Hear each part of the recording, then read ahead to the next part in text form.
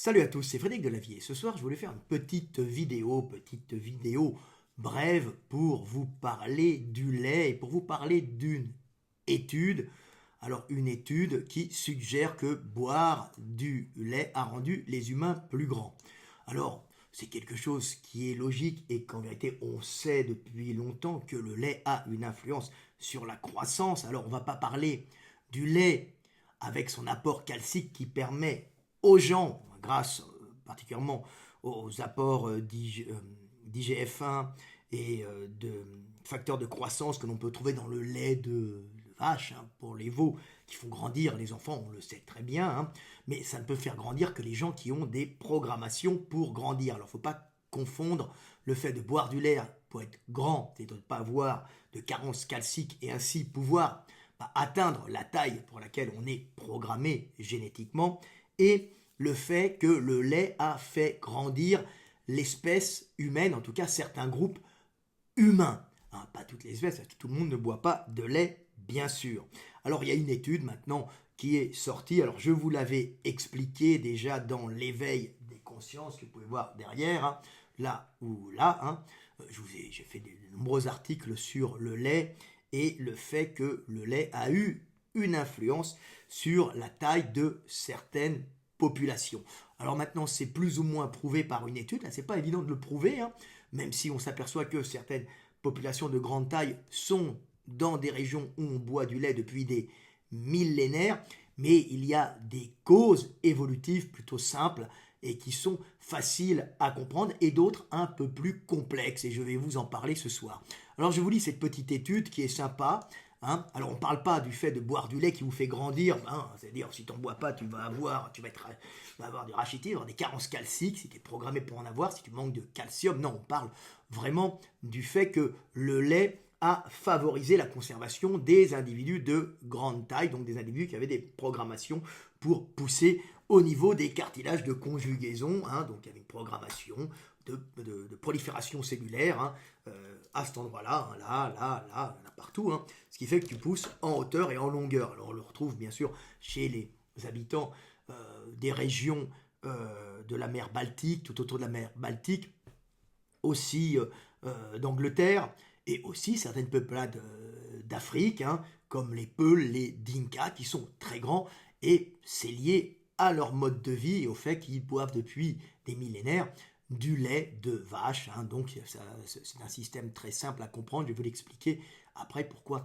ils sont plus grands, et vous allez comprendre, c'est assez simple à comprendre. Alors cette petite étude, alors je vais vous la lire rapidement, il y a écrit une étude suggère, alors l'étude elle n'est pas là, l'étude est beaucoup plus complexe que le petit résumé qui est là, puisque c'est une étude qui parle de nombreux facteurs qui entraînent des tailles plus ou moins importantes dans les populations, dont le fait de boire du lait et d'avoir par exemple l'enzyme lactase. D'ailleurs, ce n'est pas que l'enzyme lactase, c'est d'autres capacités de digestion du lait et de ses protéines. Il n'y a pas que l'enzyme lactase, il y a aussi la capacité aussi c'est pas qu'à digérer le lactose, c'est aussi à digérer certaines protéines, on le sait maintenant, puisque le fait de boire du lait peut entraîner chez certaines personnes qui ne sont pas issues de peuples qui boivent du lait depuis longtemps, depuis des générations et des générations, une incapacité déjà à digérer le lactose, donc ils ont des diarrhées, ça pose des problèmes, des fragilités, ils peuvent même en mourir si c'est cumulé par exemple l'hiver avec une infection bronchique, un virus, un virus de la sphère ORL qui va les fatiguer, plus une diarrhée, ça peut générer des pneumonies, puis les mecs peuvent en mourir, bien sûr, puis ça se cumule. Puis aussi, il peut y avoir des incapacités à digérer les protéines du lait. Gundil avait sorti de très bonnes études là-dessus, Gundil, mon collègue, ce qui fait que certaines protéines de lait chez certaines personnes peuvent avoir des effets comme un peu les opioïdes, et générer une espèce d'endormissement du système digestif avec soit une diarrhée, donc tout s'écoule et on ne digère plus rien, soit une constipation, c'est deux variations qui fait qu'on ne digère pas. Donc c'est pas uniquement le lactase, c'est tout un ensemble qui fait qu'on digère plus ou moins le lait. Donc ça ne se limite pas qu'au lactase, bien que le lactase soit le facteur principal. Donc c'est très intéressant. Alors je vais vous lire ce petit texte. Alors l'étude, comme je vous dis, ne parle pas que du lait, elle parle de l'influence de la nutrition sur la taille, mais le lait rentre en compte. Et je vous l'avais déjà expliqué pourquoi, et je vous l'expliquerai parce qu'ils n'ont pas dit la cause, ils en ont simplement constaté l'effet. Alors, une étude suggère que boire du lait a rendu les humains plus grands.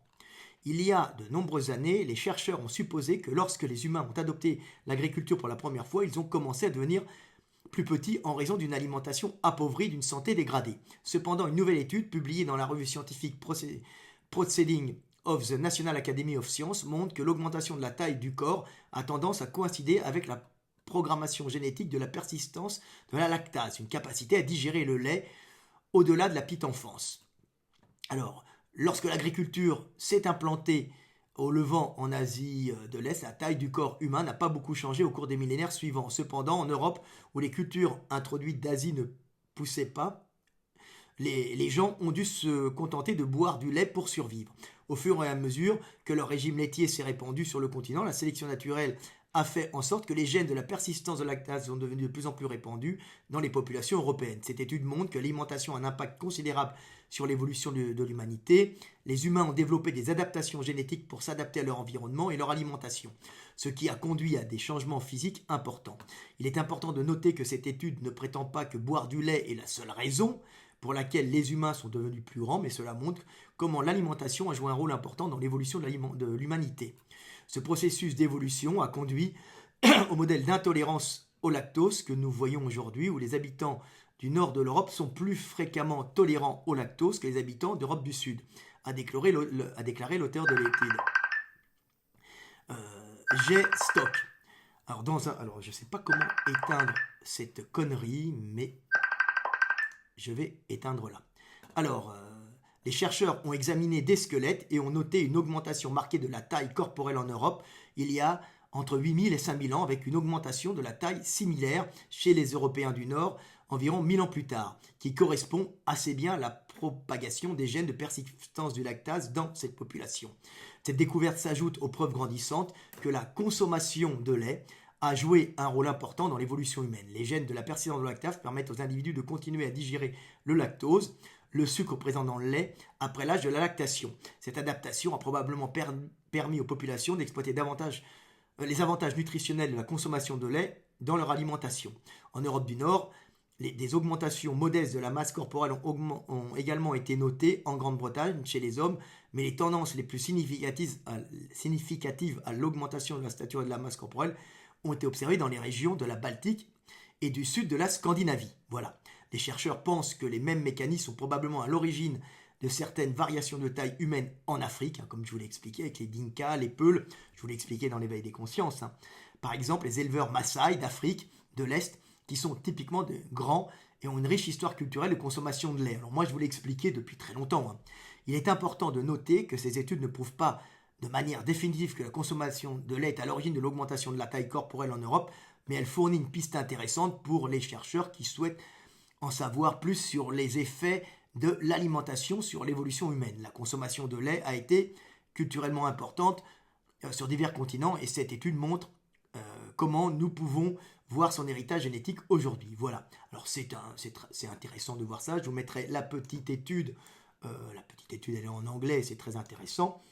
Et je vais vous expliquer le principe, parce que c'est un principe qui est relativement simple. C'est pas évident d'être chercheur et d'avoir une vue d'ensemble. Alors le principe est très simple, c'est que le fait d'avoir en permanence accès à du lait permet d'éviter des crises alimentaires, donc des crises caloriques, c'est-à-dire des famines, entraînant la disparition des individus, et des individus prioritairement les plus grands, parce qu'on sait très bien que ce sont les plus grands et les plus massifs, donc ceux qui sont programmés génétiquement pour être grands et massifs, qui vont subir, parce qu'ils ont une consommation, métabolisme basal plus élevé, quand ils sont petits, ils demandent beaucoup plus d'éléments nutritifs pour grandir, qui sont les premiers impactés par les crises alimentaires, donc les famines. Et quand il y a du lait, donc un apport en calcium, d'accord, pour le grandir en taille, mais aussi un apport en protéines et en graisses, et si tu as l'enzyme lactase et d'autres particularités, bien digérer certaines protéines du lait,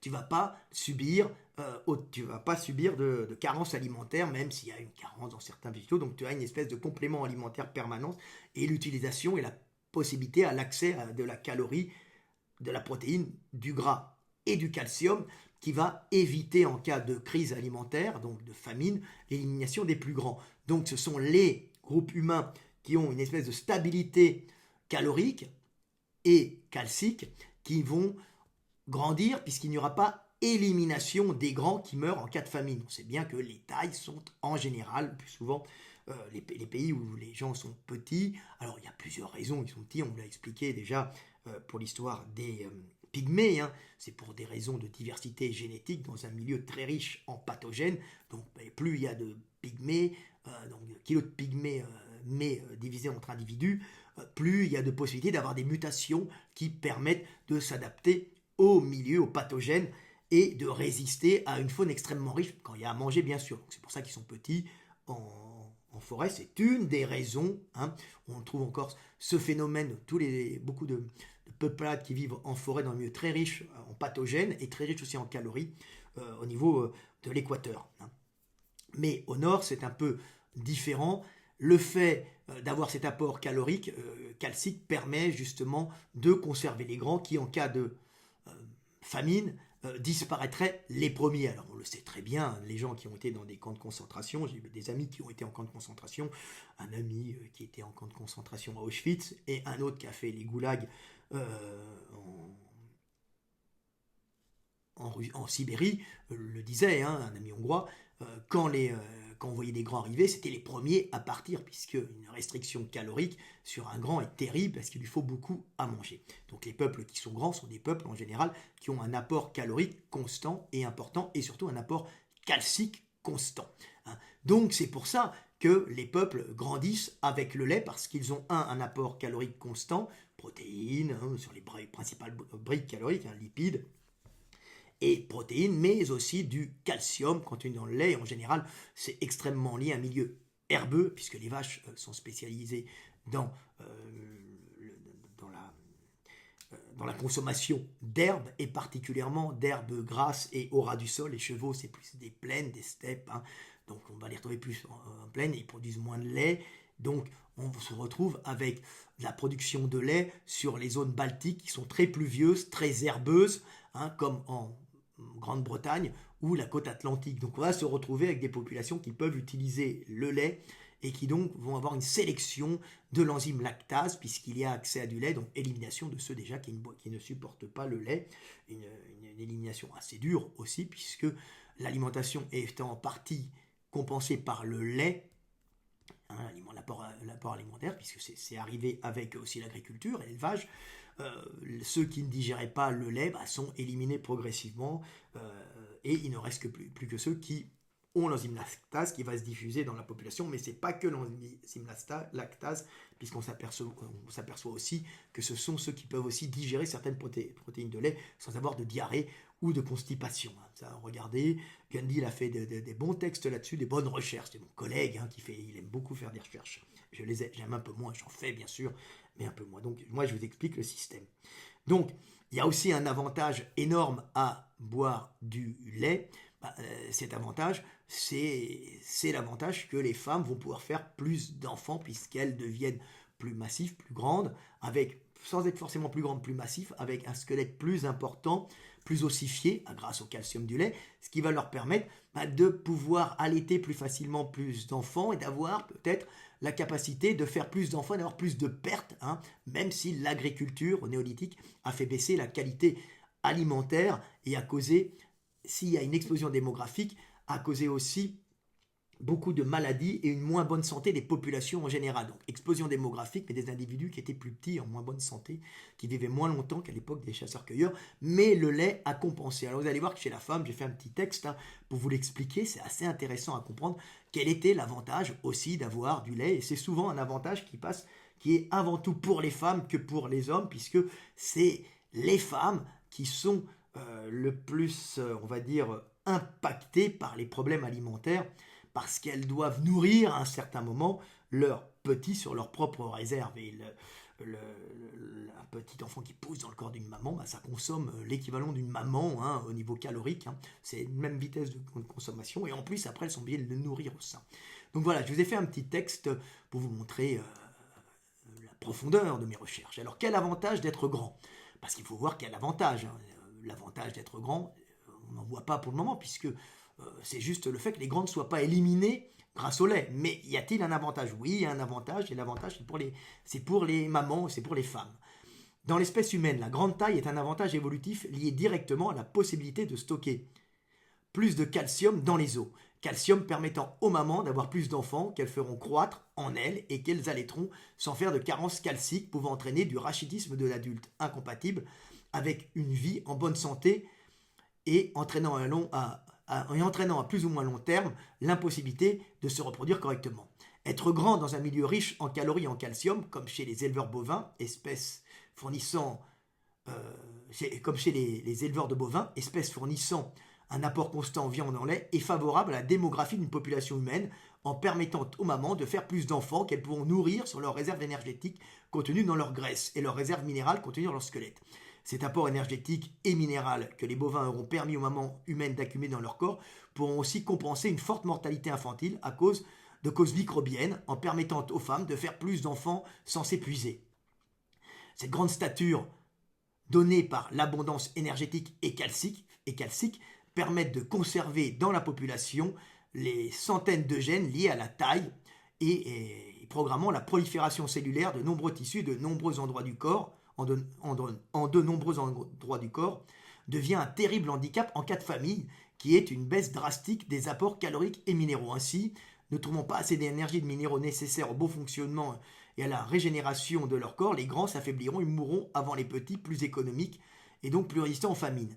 Ainsi, contrairement aux idées reçues, être grand n'est pas principalement un avantage pour s'imposer par la force en dominant les petits, mais en milieu à calories et calcium constant, donné par le lait, et abondant, être grand devient un avantage important pour les femmes qui pourront faire plus d'enfants bien portants tout en restant en bonne santé et en pouvant les nourrir sur leurs grandes réserves énergétiques et minérales corporelles. Voilà, c'est un avantage. Alors, elles sont souvent pas forcément très grandes, mais elles ont un squelette plus massif. C'est les hommes qui ont souvent un peu plus grand et les femmes moins, elles prennent plus en densité de squelette et en graisse. Et c'est un avantage pour les petits. Donc, c'est un véritable avantage.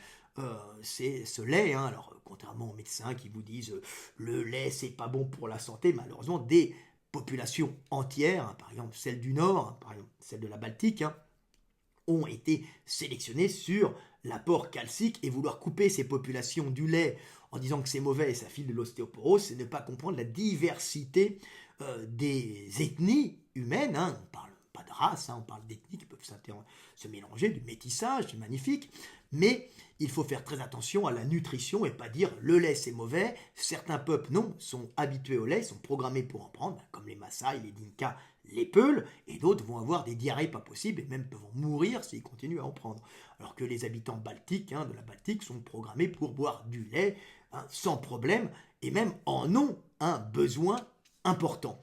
Donc, on voit que le lait est un avantage pour les femmes, plus que pour les hommes. C'est toujours par les femmes que ces mutations se passent parce que c'est les premières impactées, on va dire, par les carences alimentaires à cause de leur rôle matriciel de faire des enfants. Donc, elles doivent manger et nourrir des petits. On a le même problème avec la vitamine D. Les Européens ont blanchi. Alors, ils ont déjà blanchi en remontant d'Afrique.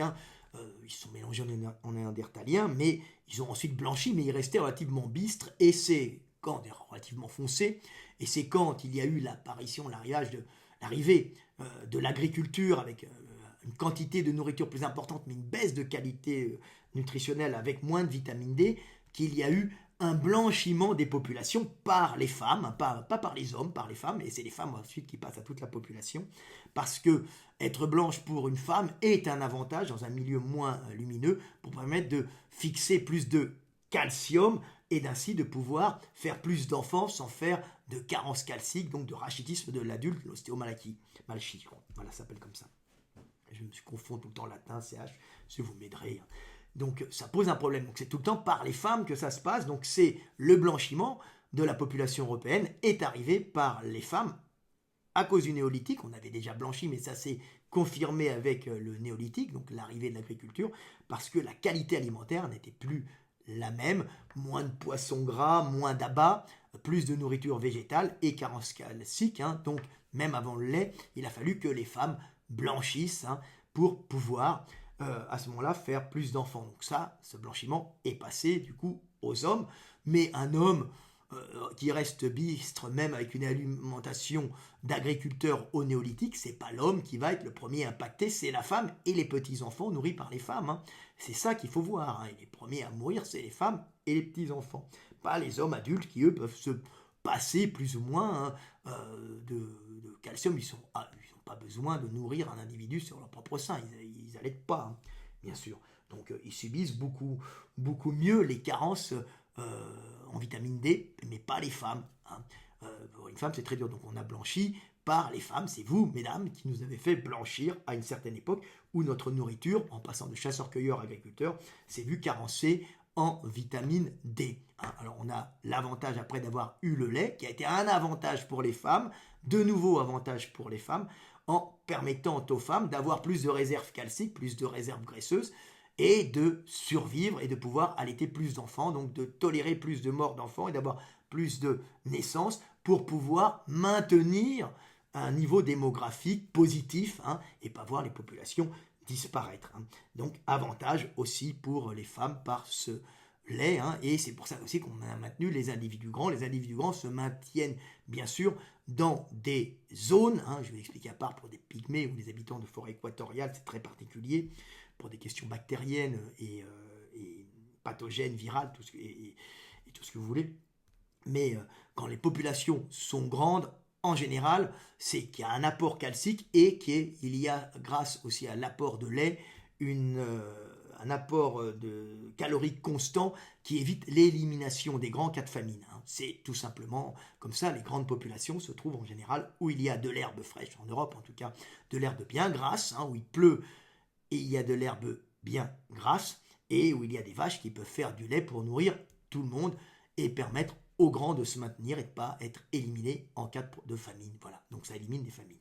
Toujours très intéressant à comprendre et ne pas confondre avec les facteurs de croissance qui vont vous faire grandir. Mais la programmation en taille, c'est quelque chose de génétique. Hein. C'est une programmation génétique qui est maintenue hein, au cours des générations. Hein. Ces mutations sont maintenues s'il n'y a pas de famine éliminant les grands. Donc les populations grandes sont souvent des populations qui ont évité les famines par justement l'avantage d'avoir pris du lait et d'avoir domestiqué des bovins essentiellement, hein, parce qu'ils en produisent beaucoup. Mais on trouve aussi l'élevage de chèvres, de moutons, ça aide aussi bien sûr. Mais les bovins, hein, c'est fait, lait de vache, c'est fait quand même pour faire grandir des veaux qui doivent être très gros. Calcium bien sûr, tout ça. Et longtemps. Voilà, c'était Fred Delavier, petite vidéo pour vous montrer que j'explique les systèmes. Eux ne l'ont pas expliqué, je l'ai expliqué. Ça ne vaut pas un prix Nobel, ça.